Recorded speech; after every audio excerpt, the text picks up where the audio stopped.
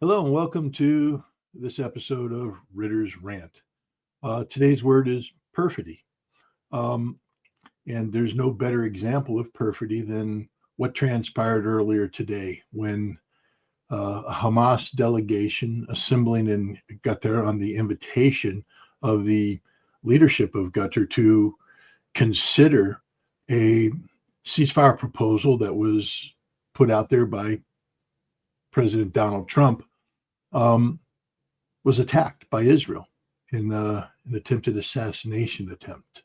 Yeah, let's just run that through again. The American president invited Hamas to go to Qatar to consider a ceasefire proposal that was being promoted by the American president, only to have Israel attempt to assassinate this Hamas delegation.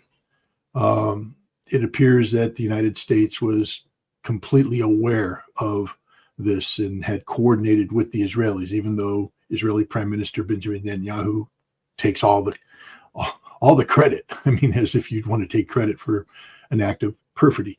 But the reality is Israel had to fly over Iraqi airspace and then fly down the Gulf, all the while tracked by American air defense radars. The United States shut down its air defense systems that would have otherwise engaged the Israeli aircraft, allowing Israel to fire at least six missiles into what was apparently the personal home, the apartment owned by one of the Hamas delegates. According to news information, members of his family and his security detail were killed during this attack. It's unclear if any Hamas leadership were actually targeted. Some reports indicate that they weren't in the building at the time, sort of an intelligence failure on the part of Israel. But the bottom line is the United States can never be trusted again. I mean, forget about Israel. We know they can't be trusted. We know what Israel is. It's a genocidal state that commits all sorts of violations of international law. Any notion of Israel ever negotiating in good faith should forever be thrown into the trash bin of history. This was, after all, the same Israel that launched the surprise attack against Iran, again set up by American promises of negotiation. An attack that tried to take out the totality of Iran's leadership, including the supreme leader and their president. They were successful in killing senior members of the Iranian military. It's the same Israel that assassinated the Hassan Nasrallah, the leader of Hezbollah, again, after putting forth a proposal. Hassan Nasrallah was considering a proposal for a ceasefire. Israel can never be trusted again, but one would like to believe the United States could be trusted. But now what is the world supposed to think? Imagine yourself being Vladimir Putin. You've just met with Donald Trump in Alaska, and you think you have a working relationship. How could you ever trust an American president, this American president, ever again? Next time Donald Trump says, "Hey, assemble a negotiating team in Istanbul, and we'll come in and talk to you," are they just setting them up for an attack, a decapitation strike?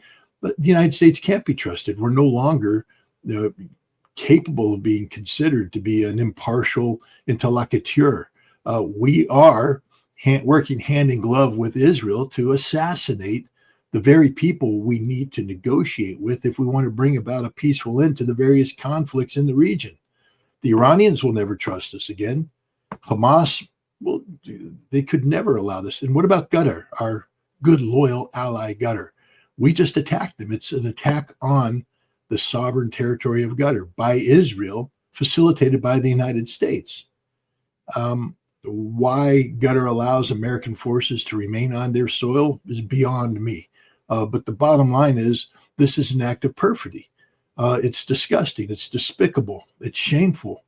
And yet nothing will come from it because Israel is above the law, and the United States, as the sole remaining superpower in the world today, even though that status is somewhat diminished, it's still the only power in the world that can project itself militarily anywhere it wants to, anytime it wants to.